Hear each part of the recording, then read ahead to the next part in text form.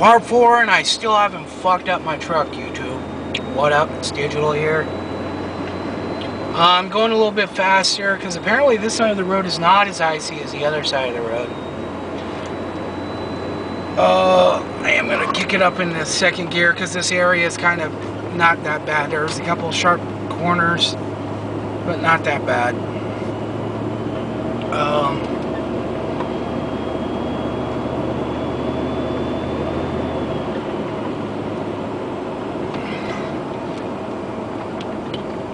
Wonder what happened with that Toyota. There's not too many places that they could have gone off. I mean, there's no side roads up here or anything else, so they didn't make it up to that city we made it to, so they must have turned around or parked or something. I'm just kind of shocked we haven't seen them yet. They probably went back to the city, those damn Flatlanders.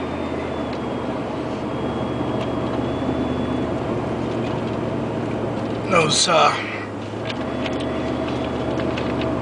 you know, I know there's a lot of people in the city that, you know, want to be cowboys and want to be mountain men and stuff like that. It takes a lot to learn on how to live that way.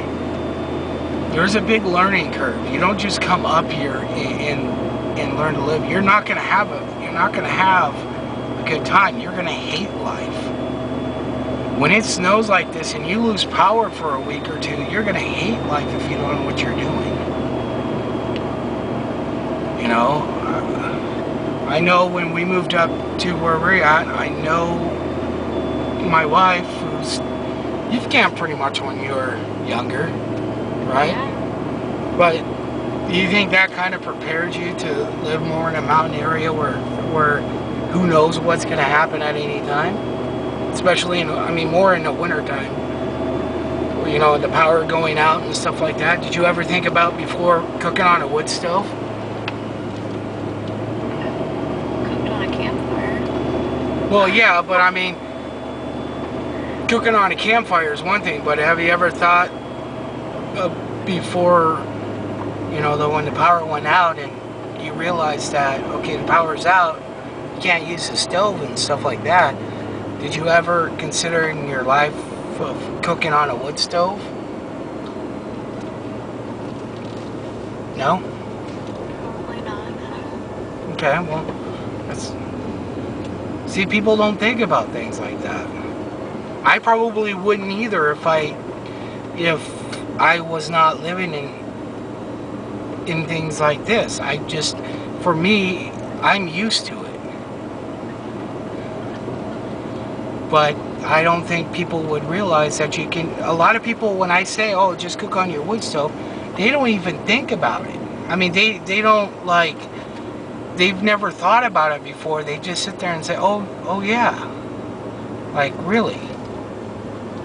They don't even consider that you can just cut open a can of beans and just put it on top of the wood stove, come back a few minutes later and grab them. People don't think about things like that. And it's just not cooking. There's a lot of things, like when the power goes out. Generators, batteries, and all that other crap.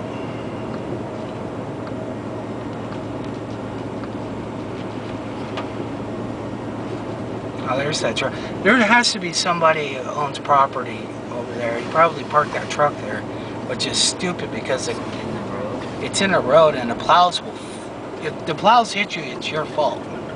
If you're parked like that and the plows hit you, or you screw up the plows, it's your fault and you have to pay for it.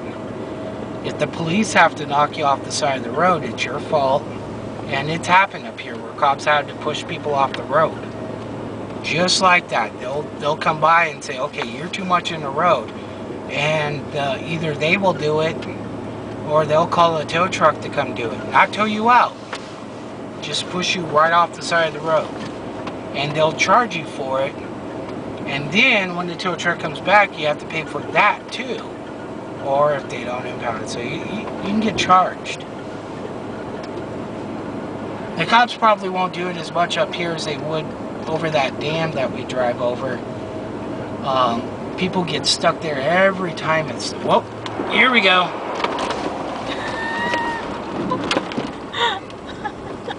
See how it is? That's simple, folks. It'd probably help if I go in reverse.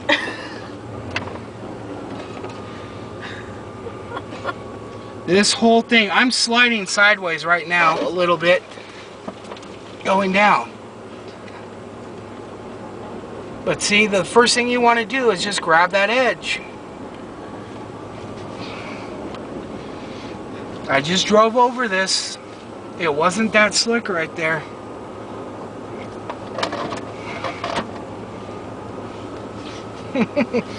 Another one.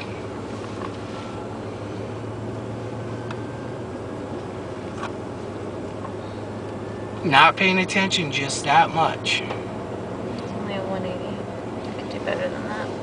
That wasn't even a full 180. That was only a 90. I was able to.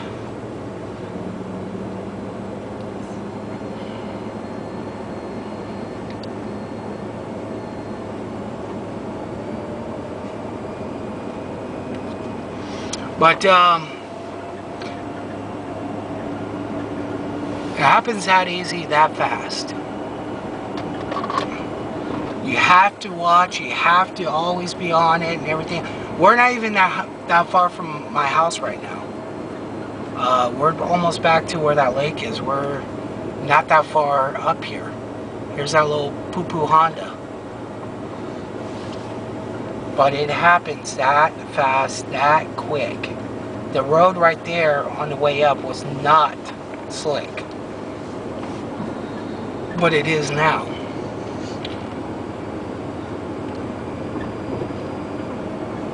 And the first thing you got to do is when you get in something like that, and again, it was my back end that came out because those back tires suck ass, is you got to be able to turn into it just as fast as you're sliding.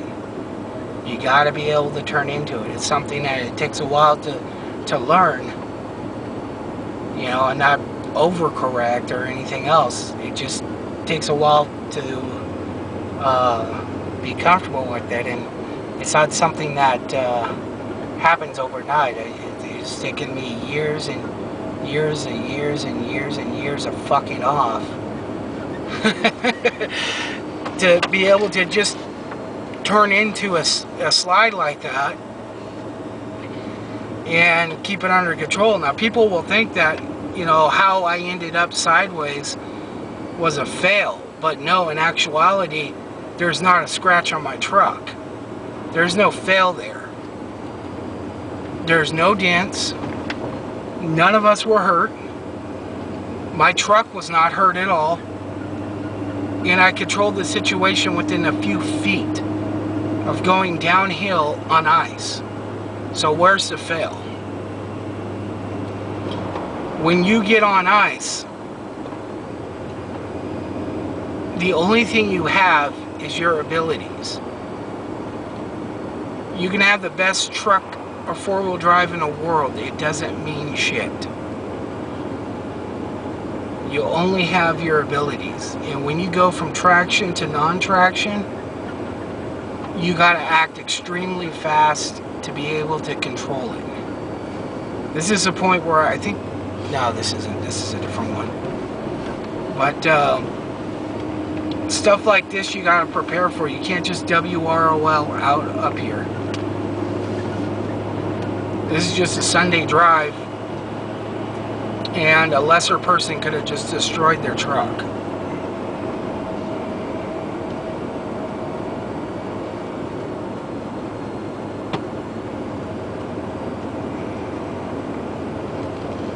So I applaud everybody, you know, wants to come up and you know, like be involved with the mountains, hunt, and you know, all that stuff. But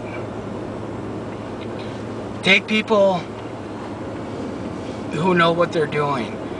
Hire professional you know, people, I can't even think of the word, you know, ones that help you with hunting and stuff like that. Guides. You know, hire professionals. Take people who absolutely know what the hell they're doing. If we're out in the middle of nowhere and that happened and if it gone worse, what the fuck are we gonna do except have to either fix and get the truck going again, or we're gonna have to huff it out. Or wait. Call anybody. Yeah, we have no service here. I want to So- check my voicemail. Oh, Jesus, you damn flatlander. I want to check my Facebook. Oh, you want to? You flatlander. My wife, when we first moved up here, even though we're not fucking, I can't remember that show in the 70s or wherever, the guy lived with the bears and he had a big old beard and all that other stuff. I can't remember the show. We're not way up there in the 8,000 foot mountains, but we're high enough where we see all this stuff. We have to figure in being without power. We have to worry about forest fires, like a couple years ago where we lived it for 6 to 8 weeks. We have to worry about all this stuff is almost as bad as people that do live at 8,000 feet. So when we first moved up here, it was a while for my wife to adjust to the difference than living, in the city where the power goes out, they fix it an hour later and everything's back on again.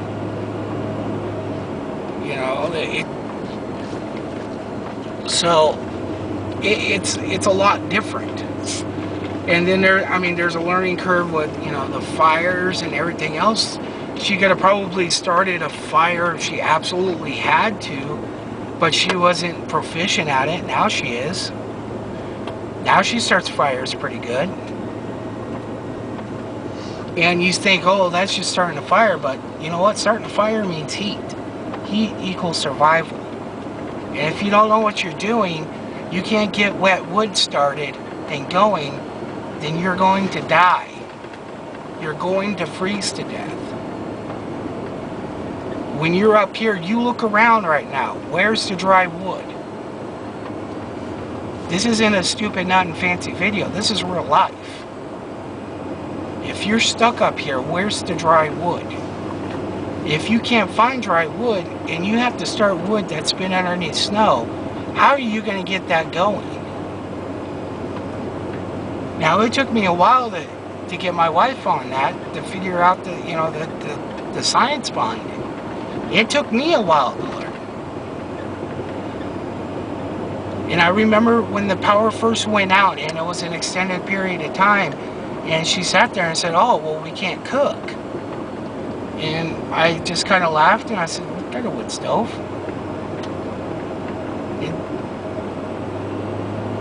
It happens. So all you patriots and preppers and all your other stuff, I laugh at you. You guys should all of you guys, I should see videos like this from. Taking a Sunday drive up in the woods, hitting black ice, controlling your vehicle, back out with no scratches or anything else. And, I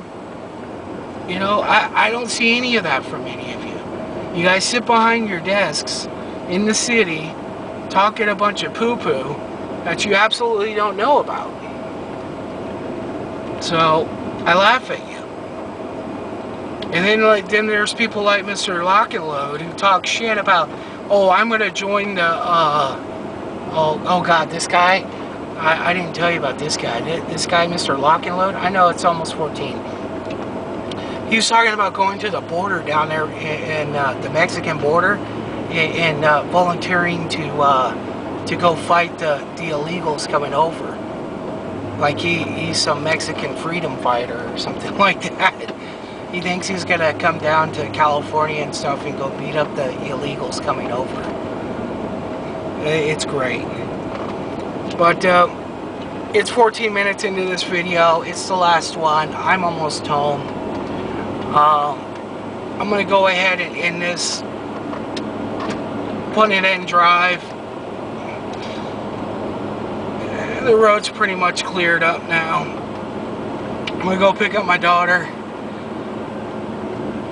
We're gonna go back home and my wife's gonna use her Facebook and check her voicemail. So, Right now. peace.